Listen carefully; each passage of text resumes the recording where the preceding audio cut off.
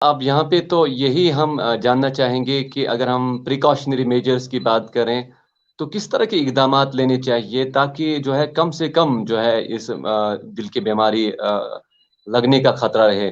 तो ऐसे में बिल्कुल तो प्रिकॉशंस के हवाले से या क्या कुछ स्टेप्स उठाने चाहिए आम आवाम हम अगर बात करें, तो किस तरह से किस तरह से एहतियात करना होगा, तब जाके जो ये जो है सडन डेथ का मामला फिर हो जाता है या हम देखते हैं कि बड़े ज़बरदस्त तरीके से हमने देखा है पिछले कुछ सालों से, तो किस तरह से क्या क्या कहना चाहेंगे? जैसे आपने फरमाया बिल्कुल कि हमें प्रिवेंटिव मेजर्स क्या लेने चाहिए, क्योंकि जैसे बहुत पुरानी सेइंग है कि prevention is better than cure. तो जी, जी। हमें ऑब्वियसली प्रिवेंटिव स्टेप्स लेने चाहिए। जैसे मैंने ये रिस्क फैक्टर सारे कहे, जैसे शुगर है किसी को, उसको बहुत ही अच्छा कंट्रोल रखना चाहिए, चाहे जिस भी डॉक्टर के फिजिशियन के पास आप दिखा रहे हैं, जनरल फिजिशियन के पास दिखा रहे हैं, जहाँ भी दिखा रहे हैं आपका शुगर काफ़ी अच्छा कंट्रोल रहना चाहिए। जैसे HbA1c आपका 6.5 से नीचे रहना चाहिए। ऐसे आपका ब्लड प्रेशर है 130-80 के आसपास रहना चाहिए। सिमिलरली जो स्मोकिंग, बेटर है कि क्विट कर ले, स्मोकिंग बंद कर लें। ये प्रिवेंट में, जैसे अगर कोई अनफॉर्चुनेटली ड्रग्स यूज़ कर रहा है तो उसको बंद करनी चाहिए। फिर इम्पोर्टेंट हो जाता है हमारा डाइटरी पैटर्न। डाइट में हमें जंक फूड्स अवॉइड करने चाहिए। कार्बोहाइड्रेट जो बहुत हाई कार्बोहाइड्रेट, जैसे हम अपना राइस चावल खाते हैं, तो उसकी क्वांटिटी हमें कम करनी चाहिए और उसको यूटिलाइज करना चाहिए।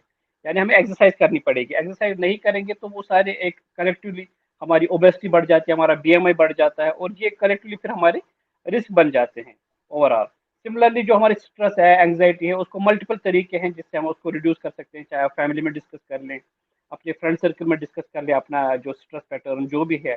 अगर नहीं कंट्रोल हो रहा है तो आप अपने डॉक्टर साहब से मिल सकते हैं, चाहे फिजिशियन हो, चाहे साइकेट्रिस्ट हो, साइकोलॉजिस्ट हो, किसी की हेल्प ले सकते हैं जहाँ पे आप अपनी स्ट्रेस लेवल को कम कर सकते हैं। तो ये सारे ओवरऑल स्टेप्स हमें लेने पड़ेंगे, और साथ में रिकमेंडेड है, आज की जो साइंटिफिक एविडेंस है, जो साइंटिफिक रिसर्च है, उसमें पाया गया है कि जो भी 25-30 ईयर से ऊपर एज है, चाहे मेल हो या फीमेल हो, उनको एक प्रिवेंटिव हार्ट चेकअप कराना चाहिए। प्रिवेंटिव हार्ट चेकअप में मल्टीपल टेस्ट होते हैं, जहाँ पे आपको हार्ट की स्पेशलिस्ट से मिलना चाहिए। बेसिक टेस्ट होते हैं जैसे blood sugar, blood pressure check करना, और आपका जो फास्टिंग लिपिड प्रोफाइल है, जिसमें एक एक्सटेंडेड लिपिड प्रोफाइल उसको बोलते हैं हम, उसमें लाइपोप्रोटीन ए चेक करना पड़ता है। आपका स्ट्रेस हार्ट टेस्ट होता है जिसमें TMT हो, स्ट्रेस इको हो, बेसिक इको हो। तो ये सारे टेस्ट एक बार कराने चाहिए, और जहाँ पे हमें बेसिक चीज़ें कुछ लगेंगी तो डॉक्टर साहब आपको गाइड कर सकते हैं कि और प्रिवेंटिव मेजर्स क्या लेने चाहिए, या फर्दर अगर कोई टेस्ट करना है तो ये कंपलसरी हो जाता है कि हमें प्रिवेंटिव हार्ट चेकअप कराना चाहिए। तो डॉक्टर साहब चूँकि बात की हमने जो है प्रिवेंटिव मेजर्स की, ऐसे में अगर हम बात करें चूँकि बहुत सारे जो हैं दिल के अमराज़ के जो है शिकार हो जाते हैं, तो ऐसे में पॉसिबल ट्रीटमेंट्स की हम के हवाले से जानना चाहेंगे। क्योंकि आज मेडिकल साइंस ने बहुत ज़्यादा तरक्की की है, ऐसे में स्पेशलाइज़ेशन के हवाले से तो चूँकि आप माहिर अमराज़ हम दिल के ही हैं, तो किस तरह की जो ट्रीटमेंट है अगर हम बात करेंगे, अवेलेबिलिटीज़ की बात करेंगे, तो क्या कहना चाहेंगे उस हवाले से? जी, बिल्कुल। आजकल की अगर हम बात करेंगे, पर्टिकुलरली अगर मैं श्रीनगर की बात करूँगा या आस-पास के ज़िलों की बात करूँगा, तो हमारे पास ऑलमोस्ट बहुत सारे हार्ट सेंटर्स अवेलेबल हैं, जहाँ पे हार्ट से रिलेटेड ट्रीटमेंट इमीडिएटली दिया जा सकता है, और काफ़ी मतलब एडवांस ट्रीटमेंट दिया जा सकता है। तो सबसे पहले इम्पोर्टेंट होता है कि हमें पहचानना है कि हमें हार्ट से रिलेटेड कोई दिक्कत है कि नहीं है। बेसिक इवैल्यूएशन में होता है कि अगर हमें कभी चलने पे छाती में दर्द होता है, सीने में दर्द होता है, या हमें भारीपन लग रहा है, सांस फूल रही है, जो थोड़ी सी एक्स्ट्रा सांस फूल रही है हमें चलने फिरने में, सीढ़ी चढ़ने में या चढ़ाई चढ़ने में हमें सांस फूल रही है, या दर्द हो रहा है, भारीपन हो रहा है छाती में, तो हमें इसको लाइटली नहीं लेना चाहिए, इसको इग्नोर नहीं करना चाहिए। तो हमें डॉक्टर साहब से मिलना चाहिए, जो कि हमें फर्दर गाइड कर सकते हैं जो बाकी टेस्ट करने हैं उसके लिए। फिर उसके रिलेटेड एक और है कि जहाँ पे हार्ट अटैक हो, वहाँ पे जैसे छाती में दर्द हुआ, बहुत ज़्यादा सांस फूल रही है, तो इमीडिएटली जो भी आसपास हॉस्पिटल है वहाँ जाना चाहिए, बेसिक ECG करना चाहिए। ECG पे हमें 70-80% जो हार्ट अटैक्स है वो पिक होते हैं, या कुछ ब्लड टेस्ट होते हैं, ट्रॉप टी, ट्रॉप आई, वो करा लेंगे वहाँ पे, क्योंकि ऑलमोस्ट सभी डिस्ट्रिक्ट सब डिस्ट्रिक्ट लेवल पे ये टेस्ट अवेलेबल है। अगर हार्ट अटैक है तो इमीडिएटली पेशेंट को शिफ्ट हो जाना चाहिए जहाँ पे हार्ट का फर्दर ट्रीटमेंट अवेलेबल है, वहाँ पे चले जाना चाहिए, और वो फिर आपको फर्दर जो भी ट्रीटमेंट, चाहे एंजियोग्राफी की ज़रूरत है, स्टंट की ज़रूरत है, कभी-कभी बहुत सारे पेशेंट्स को इमीडिएटली हमें पेसमेकर की ज़रूरत डालनी पड़ती है, जिसको टेम्परेरी पेसमेकर कहते हैं, और साथ में फिर बाकी ट्रीटमेंट दिया जाता है। वो हमारे सेंटर पे भी बिल्कुल अवेलेबल है, 24/7 कभी भी आ सकते हैं, हमारे पास अवेलेबल है ये चीज़ें। और बाकी भी जो हार्ट सेंटर अवेलेबल है हमारे आस-पास, वो सबके पास ये चीज़ें अवेलेबल है, और इग्नोर नहीं करना चाहिए। इंपॉर्टेंट ये है कि इग्नोर नहीं करने चाहिए आपके सिम्टम्स। अगर आपको लग रहा है हार्ट से रिलेटेड प्रॉब्लम है, तो इमीडिएटली हार्ट सेंटर पे पहुंच जाना चाहिए। तो डॉक्टर साहब बड़ी तफ़सील के साथ आपने बता दिया कि जो हार्ट रिलेटेड मसाइल हैं, तो उस पे आपने अच्छी तरह से बात की है। तो उम्मीद यही करेंगे कि जो हमारे नाज़रीन हैं, जो वादी के लोग हैं, तो अवेलेबिलिटीज़ का भी फ़ायदा उठाएँगे और अवेयरनेस जो आपने पैदा की है, इस हवाले से भी उनको मद्देनज़र रख के तो इन बीमारियों से छुटकारा हासिल कर सकते हैं। ऐसे में आखिर पर आपसे ज़रूर मैसेज लेना चाहेंगे अवाम उन्नास के लिए। जो कुछ भी आप जिस तरह की आप जो है मैसेज उनके सामने रखना चाहेंगे, ख़ासकर इसी हवाले से कि किस तरह से अगर हम हेल्थ की बात करें सेहत की बात करें, ख़ुसूसन दिल की बात करें, क्योंकि एक सेंटर है, एक वाइटल ऑर्गन है, तो इसको सेफ रखने के लिए तो क्या इक़दामात किया जाने चाहिए? जी, जी। जैसे मैंने पहले आपसे फरमाया कि जो हमारे बेसिक हमें जो रिस्क फैक्टर्स है, रिस्क फैक्टर्स हमें डिक्रीज़ करना है, कम करना है।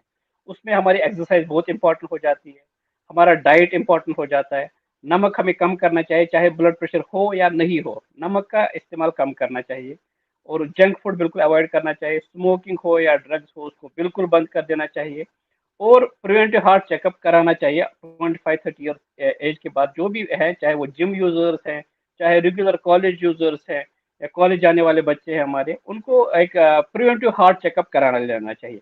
क्योंकि हमने पिछले कुछ सालों में हमने देखी है कि सडन डेथ बहुत इंक्रीज़ हुई हैं। तो ये चीज़ें हम तभी पहले ही प्रिवेंट कर सकते हैं, जब हम अपना बेसिक इवैल्यूएशन करा लेंगे। और बेसिक इवैल्यूएशन में मल्टीपल जो है चेकअप्स होते हैं, मल्टीपल ऑफर्स होते हैं। जैसे हमारे सेंटर पे भी हमने हार्ट हेल्थ कैंपेन रखी है, हार्ट हेल्थ ऑफर्स रखे हैं। तो वो बिल्कुल मतलब बेसिक सा पैकेज है, और बहुत ज़्यादा खर्चा नहीं है उसमें। तो उसमें बेसिक आपकी इवैल्यूएशन हो जाएगी। ये चीज़ें करना इम्पोर्टेंट है, क्योंकि अगर आप अर्ली पिक कर सकते हो अपने रिस्क फैक्टर्स, आप उसको अवॉइड कर सकते हो, और आप उसका जो प्रिवेंटिव पार्ट है, उसको यूज़ करके थोड़ा-सा अपनी जो रिस्क्स है, उसको कम कर सकते हैं। इम्पोर्टेंट है कि अपने दिल का ख़्याल रखना चाहिए, एक्सरसाइज़ जैसे मैंने कहा, अपना डाइट पैटर्न को चेंज करना चाहिए, एक्सरसाइज़ इम्पोर्टेंट होती है। फिर आपका ब्लड प्रेशर अगर किसी को है, उसको कंट्रोल रखना चाहिए, शुगर को कंट्रोल रखना चाहिए, और इम्पोर्टेंट है कि अपना डाइट पैटर्न चेंज कर लें, और प्रिवेंटिव हार्ट चेकअप ज़रूर करा लें अपना। तो डॉक्टर साहब यहाँ पे मैं बताता चलूँ कि नाज़रीन किराम भी इस बात को ज़हन में रखें कि डॉक्टर साहब ने समंदर को कोज़े में बंद करके वो कारआमद बातें हम तक पहुँचाई है। मैं समझता हूँ कि वक़्त की ज़रूरत है, वक़्त की पुकार है कि इन बातों पे अमल पैरा होने की ज़रूरत है।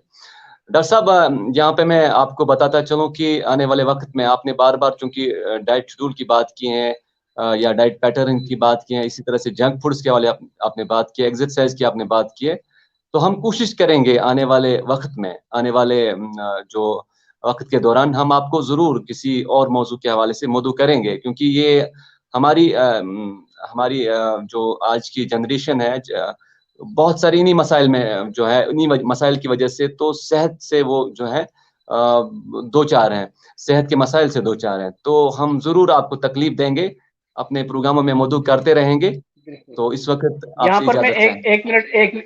1 मिनट और यहाँ पे आपकी मैं ले लूँगा, कि जी, जो जी, भी हैं डॉक्टर साहब। आपके फॉलोवर्स, जितने भी हैं हमारे फॉलोवर्स हैं, तो मैं जी, जी। चाहूँगा कि क्योंकि जो हमारी खुद का जो हमें श्रीनगर मेडसिटी हार्ट इंस्टीट्यूट के पेज हैं, उसपे हमने ऐसे बहुत सारे छोटे-छोटे वीडियोज़ रखे हैं, जिसमें मतलब हमने ये जी, रिस्क फैक्टर्स एक-एक करके डिस्कस किए हुए हैं। तो वो माशाअल्लाह। वो उन चीज़ों को उनको वो यूज़ कर सकते हैं, उसको वो फ़ॉलो कर सकते हैं, और उसमें वो बिल्कुल 2-3 मिनट का वीडियो है, सारे रिस्क फैक्टर्स आपने पहचान सकते हैं, और उनको अवॉइड करने की जो भी रिस्क फैक्टर्स हैं, उनको अवॉइड कर सकते हैं। और तो इंशाल्लाह हम माशाअल्लाह आगे जो भी आप आपसे बहुत अच्छी बात है कि आपने वजह फरमाया कि हमारे यहाँ भी जो जिन पेजेस पे जो आपका इस सेंटर का पेज है, तो उसपे आप लोगों ने आवाम के लिए वाक़फ़ियत मुहैया रखी है। तो हम भी अपनी तरफ से गुज़ारिश करेंगे अपने नाज़रीन से, अपने अवाम से कि वो हर एक पॉज़िटिव चीज़ को ले लें। कहीं से भी आ जाए तो उसको ले लिया जाए और उससे फ़ायदा उठाया जाए। और जो भी आज की डेट में मैं समझता हूँ कि 21st सेंचुरी के अंदर हम एक ग्लोबल विलेज के अंदर रहते हैं। तो ऐसे में तो हमें टेक्नोलॉजी को इस्तेमाल में लाते हुए हर एक चीज़ का फ़ायदा उठाना चाहिए और जो भी फैसिलिटीज़ हैं, बहरहाल हम इस पे यहाँ पे आपको ज़रूर आपके सेंटर पे आने की कोशिश भी करेंगे और क्या कुछ वहाँ पे फैसिलिटीज है उनको भी आवाम तक पहुंचाएंगे जरूर। तो तब तक के लिए जी इंशाल्लाह। आपसे क्या मदद चाहेंगे अपने नाजरीन से भी। खुदा हाफिज, फी अमानिल्लाह। अल्लाह हाफिज।